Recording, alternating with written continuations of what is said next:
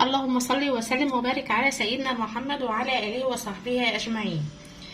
دلوقتي يا حبايب قلبي احنا هنعمل الكوارع مع بعض. طبعا احنا كنا عمل لها، يعني انا كنت عملتها مره برضو فيديو برضو بطريقه تانية، وهنعملها طبعا دلوقتي برضو بطريقه تانية، يعني طريقه يعني مختلفه يعني وكده. تمام. طبعا الكوارع مع بعض يا جماعه. طبعا انا جبتها طبعا، غسلتها غسله حلوه كده وشيطتها يعني على البوتاجاز. يعني شيطتها يعني على البوتاجاز، يعني وصفنتها، يعني نقعتها بليمون وخل فقط لا غير. بلاش ملح، بلاش ملح، ليمون وخل بس بالميه بس. تمام. طبعا بنجيب طبعا الحله نحطها على البوتاجاز. بسم الله الرحمن الرحيم. بسم الله الرحمن الرحيم. طبعا هنحط الكوارع مع بعض. طبعا يا جماعه والله العظيم انا بعملها جميله جدا جدا جدا جدا جدا يعني. طبعا بنجيب الحاجه بتاعتها فلفل وبصل، قطعنا كده القرن الفلفل كده مع بعض والبصل اهو. بسم الله الرحمن الرحيم.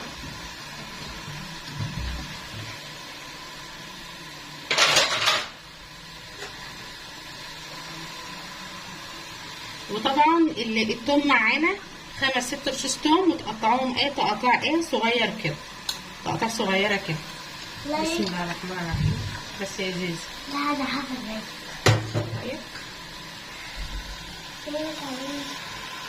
طبعا انا ضاربه في الحدود يجي نص كيلو طماطم كده. تمام. بنحطهم برده معاهم. كل دي يا جماعه بتتشوح مع بعض، يعني هي بتتشوح كده بالطماطم. طبعا الطماطم انا مصفيها في المصفى. بسم الله الرحمن الرحيم. التوابل بتاعتها فلفل اسود، ورق لورا، معلقه او نص معلقه قرفه كده صغيره. بسم الله الرحمن الرحيم. بلاش الملح دلوقتي، بلاش الملح دلوقتي.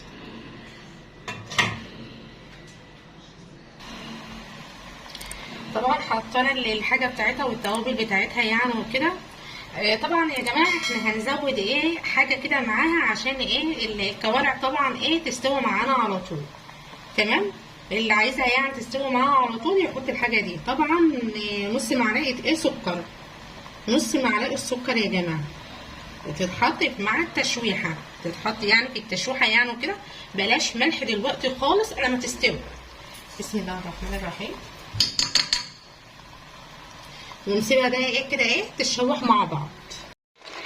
وهي كده يا جماعه هي اتشوحت. تمام. طبعا كنا غاليين ميه. بسم الله الرحمن الرحيم. نزودها طبعا يا جماعه بالميه السخنه. بسم الله الرحمن الرحيم.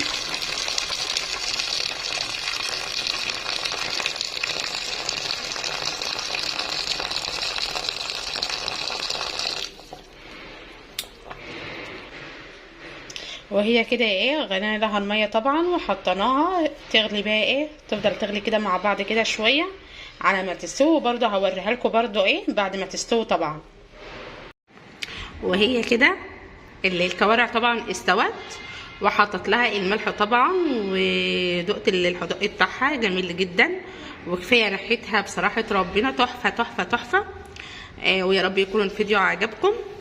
ما تنسوش اللايك، الاشتراك، تفعيل الجرس عشان لما انزل فيديو جديد يجيلكوا اشعار ان انا نزلت فيديو جديد يعني وكده تسمعوه. والسلام عليكم ورحمه الله وبركاته.